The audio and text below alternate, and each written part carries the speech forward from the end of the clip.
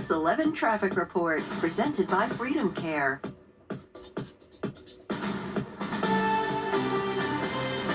It's 8:33 right now, and the chain of command at City Hall being questioned this morning after Mayor Adams revealed details about his health scare. Listen. I never left my role as being responsible for running the city. From the time that I was under, what is that called again when they put you anesthesia? And I let the chief of staff know, and I let my FDM know. I reached out to her and said, listen, this is what I'm doing. I'm going to be under anesthesia, so you guys should know. So all the responsible things you're supposed to do, we did. So the mayor defending his decision to use an executive order rather than follow the city charter, which, by the way, says the public advocate needs to be notified. Jamani Williams is the public advocate. He says he was left in the dark. He is joining us now with his reaction to talk more about this. So great to see you. Great to see you. Thank you. Let me ask you, first of all, before we get into the charter and the executive order, when was the first time that you actually heard, this took place January 3rd, this colonoscopy where he went under anesthesia. When was the first time you heard about the anesthesia? Yesterday, like everybody else. And I think that's a big part of the problem. And to put in context, this administration seems to lead by, opaqueness and not being transparent, which is part of the problem. And also remember, this was not about trying to transfer power for an hour. This is about communication with governing partners. And so if your communications director thinks enough to alert the public that something has been put in place in case, in the communications words, he cannot discharge his duties, that's probably time to engage the governing partners, particularly those who are next in line of succession. That's responsible governance. What the mayor did is in continuation of non-responsible governance, in my opinion. But it wasn't his right, with the executive order. The charter cannot just be overridden by an executive order. Okay. You have to follow the charter. And according to the charter, at least for whatever time that period that was, I was acting mayor. And that doesn't mean much in that short space of time. So it's not about it's not about transfers of power. It's not about running around saying acting mayor. It's about communication and providing confidence in a city that I think has lost confidence that there is a continuation of government and that we're speaking to make sure, God forbid something happens, it can be a seamless transition. So just make it real clear for the viewers that are watching. If it was under the city charter, from the time that he went under, or even when he knew he was going under, how soon should you have known? I think at the time that they're speaking to the deputy mayors, that they're alerting to the public that something's being put in place, you should have a conversation with governing partners, others, but particularly the next in line of succession, to say, hey, this is what's going on. We want you to know what we put in place. God forbid something happens, just want you to know. That's it. That seems like something common sense. But the things that we all think of common sense when it comes to transparency and accountability is not the Adams administration that seems to also think how much can I bend a particular rule, and that seems to be a consistency. Two things here. One, why doesn't the executive order take over? What's the point of the executive order?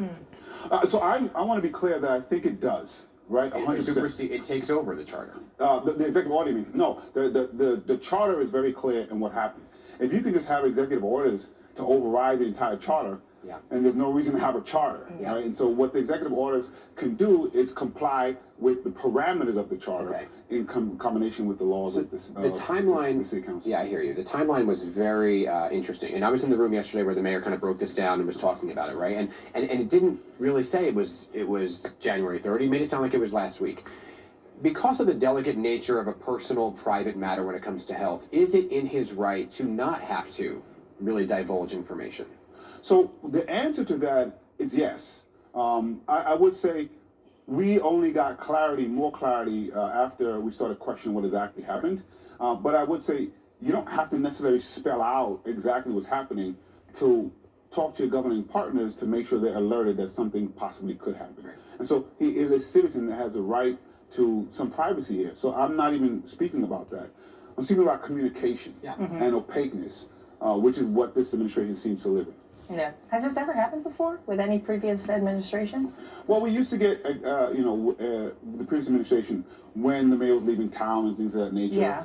It's hard to say without knowing everything. I don't think this kind of thing has happened. It definitely hasn't happened that they've put out a message saying that they put things in place in case the mayor can't discharge. Well, they pointed us to Stu Lozer, who said, talk to Stu Lozer, who used to work with Mayor Bloomberg, where he had procedures done and the public advocate wasn't notified. That was their tactic yesterday to the media. Yeah.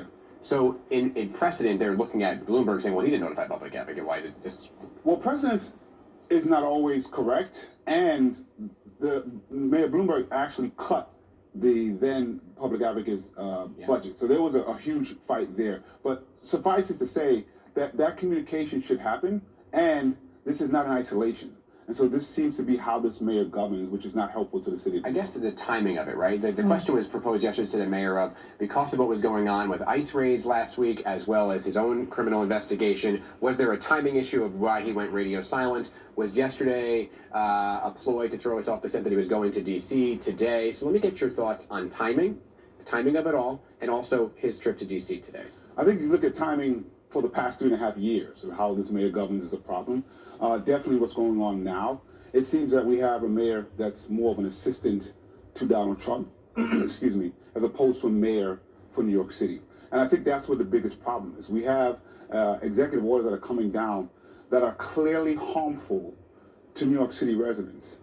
And we have a mayor who said that he won't say anything about it. In fact, his new directive that's gone out is providing assistance to have the worst things happen. That's not what we have a mayor for. And this is not about a mayor saying I have to work with whomever's there, because you do. This is a mayor saying what you're doing is harmful to our city. And we don't need an assistant to the president. We need a mayor. And I'm thankful as public advocate that we have someone that will at least call that out. Have you had any conversations with him, with the mayor since yesterday? Since yesterday, no. Direct conversation. I have not. The other rumor, that's kind of swirling is that you want to be mayor. I know you've shot this down before, but a lot goes, every day is a new day where there's so much information that may have changed or alter a mind. Do you want to be mayor, or will you jump in the race? So I've always run for the jobs that I wanted. I didn't run for comptroller and then run for public advocate. I didn't run for mayor and then run for public advocate. Every job that I've wanted, I've run for. And so I'm running for re-election for public advocate. Suffice to say, as you mentioned, every day things are changing. We have been prepared, as we have to be responsibly, in case something happens, that there's a seamless transition of continuation of government in this city. Meaning you would become public advocate if you had to resign. I become mayor. If you're mayor, yes. But then you'd want to run for mayor.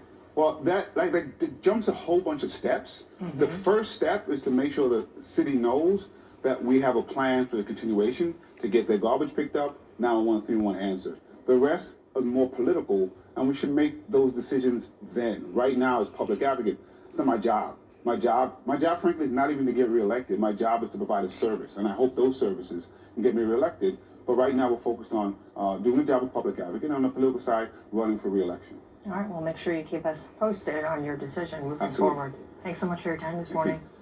8:41, everybody, and we'll be right back.